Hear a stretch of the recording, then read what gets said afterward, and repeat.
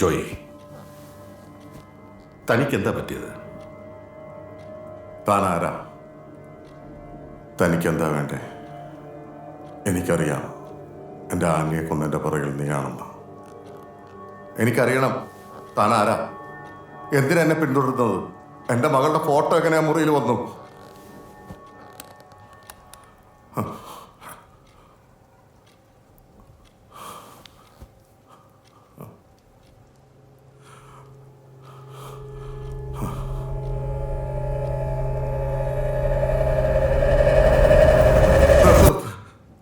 അത് അത് അത് അത് ഞാനല്ലേ ഡോക്ടറെ?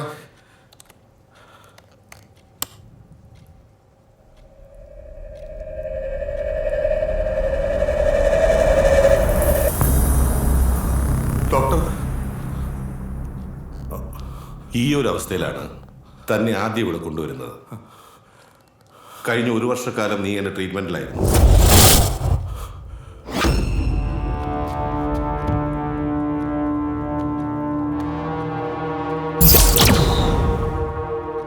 ഭൂതവും വർത്തമാനവും മറന്ന് നിന്നെ പഴയതെല്ലാം ഓർമ്മിപ്പിച്ചത് ഞാനാണ്. ജോയ്, ഈ ഫീൽഡിൽ മറ്റാർക്കും ഇല്ലാത്തൊരു പ്രത്യേകത നിനക്കുണ്ട്. നിനക്ക് ജന്മന മുകളിലിരിക്കുന്നവൻ വിരലടയാളം തന്നിട്ടില്ലല്ലോ. എൻ്റെ കഥയ്ക്കും നിന്റെ കഥയ്ക്കും ഒരുപാട് സാമ്യമുണ്ട്. പക്ഷെ നിന്റെ കഥയിൽ നിനക്ക് പകരം നീ കണ്ടത് എൻ്റെ മുഖമാണ്.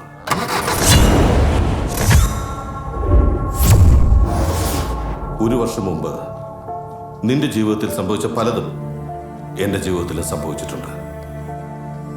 അന്ന് എൻ്റെ മനസ്സും ശരീരവും തളർന്നു. പക്ഷേ നിന്റെ മനസ്സ് തളർന്നു, ശരീരം തളർന്നില്ല. പോ, ചെയ്തു തീർക്കാൻ നിനക്ക് ഒരുപാടുണ്ട്. നീ കേൾക്കാൻ ആഗ്രഹിക്കുന്ന ബാക്കി കഥകൾ ഈ മൊബൈൽ പറയും.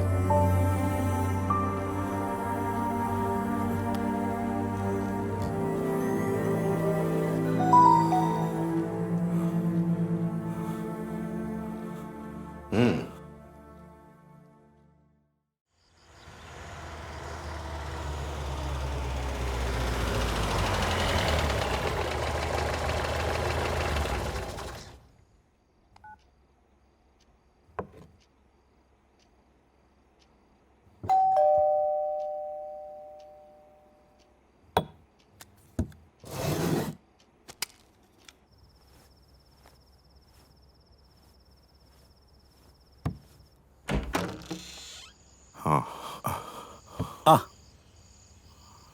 നീയായിരുന്നോ? നീ എന്തേ സമയത്ത്? ഡോക്ടർ, എനിക്ക് ഡോക്ടറോട് അരമണിക്കൂർ ഒന്ന് സംസാരിക്കണം. പറ്റില്ല എന്ന് പറയരുത് പ്ലീസ്.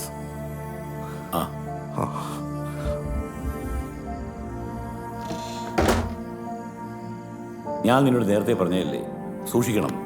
അവർ ചില്ലറക്കാരല്ല.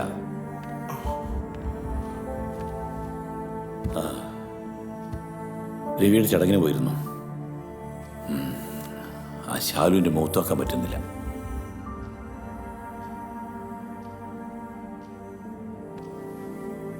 എൻ്റെ ഈ ഫോണൊന്ന് ചാർജ് ചെയ്യാൻ.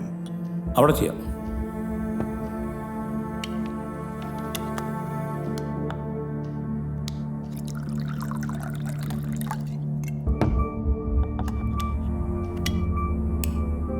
ഇതങ്ങ് പിടി, എല്ലാ ടെൻഷനും മാറും. ഇനി പറ, നിനക്കെന്താ പറ്റിയത്?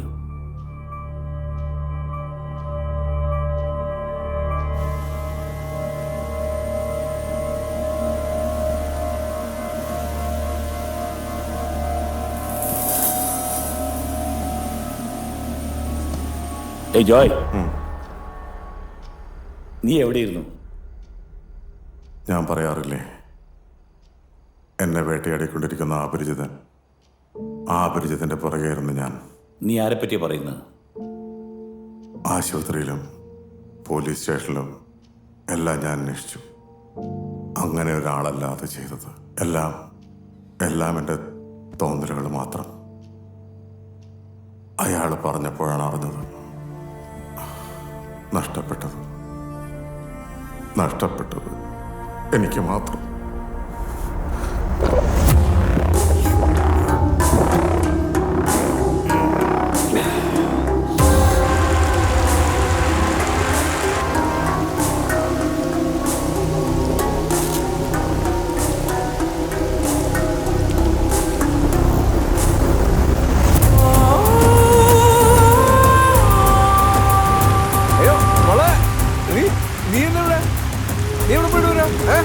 മാരേജ് ഫെസ്റ്റിവൽ കഴിഞ്ഞ് വരാ ചേട്ടാ.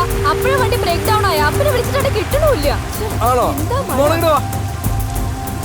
ചേച്ചി അറിയുന്ന ആൾക്കാരെ എന്റെ അപ്പന്റെ കൂട്ടുകാരാ. വേണ്ട സാർ, കല്ലാർകുട്ടിന്ന് കൂട്ടുകാരൻ കേബിളായിട്ട് വരുന്നത്. ഞാൻ പോയിക്കോളാം. ഓക്കെ ആണോ? Okay sir. ചേട്ടാ എന്നാ ഞാൻ പൊക്കോട്ടെ. Okay okay okay. ചേട്ടനെ കണ്ടാ നന്നായി.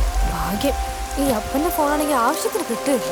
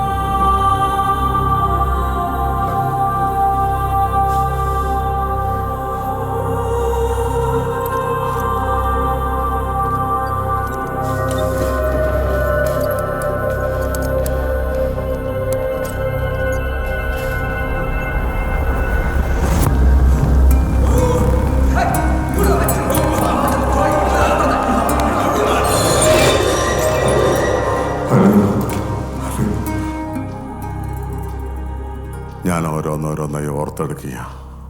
പതുക്കെ പതുക്കെ. ഇത്രയും നാളും ഞാനപ്പോ എനിക്കായല്ല നഷ്ടപ്പെട്ടത്. ഞാൻ തനിച്ചായിരുന്നു. എൻ്റെ കൂടെ ആരുമില്ല.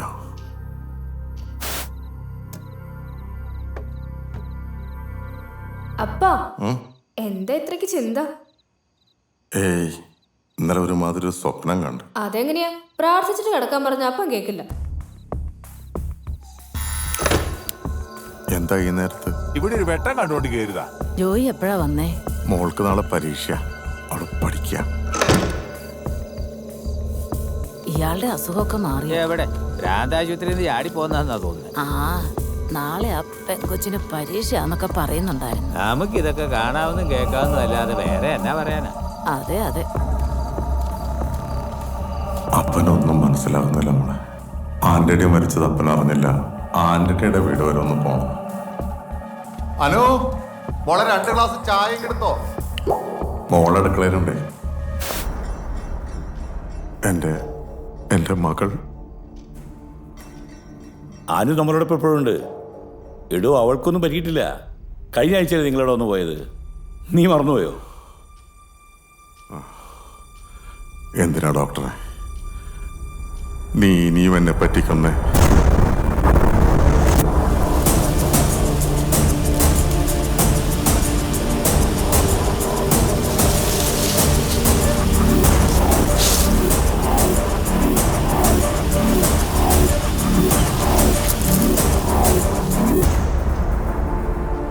ഇനി പറയൂ ജയ, എൻ്റെ മകൾ എന്നെ വിട്ടുപോയിട്ട് 1 വർഷം കഴിഞ്ഞു. നീ അതും എന്നിൽ നിന്ന് മറച്ചു വെച്ചു അല്ല ജയ? ശരിയല്ലേ? ഇവിടെ ആരുടെയെങ്കിലും കയ്യിൽ പിടിച്ചേൽപ്പിക്കുന്നവരെ എനിക്കൊന്നും സംഭവിക്കരുത്. അങ്ങനെയല്ല ജോയ്. ഇവിടെ നമ്മളെല്ലാവരും കൂടി നല്ലൊരാളെ കയ്യിൽ തന്നെ ഏൽപ്പിക്കുള്ളൂ. ഇപ്പൊ നിനക്ക് സമാധാനമായില്ലേ മോളെ? ഏയ് ജോയ്, നിന്നെ മനസ്സ് വേദനിക്കണ കരുതിയാണ്. I am really sorry Joy.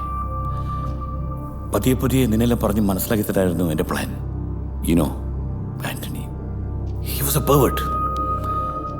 നമ്മുടെ അനുവിനവൻ ഇനി ആരുടെ കൈ കൊണ്ടാണെങ്കിലും അവൻ കൊല്ലപ്പെടേണ്ടത് തന്നെയാണ്.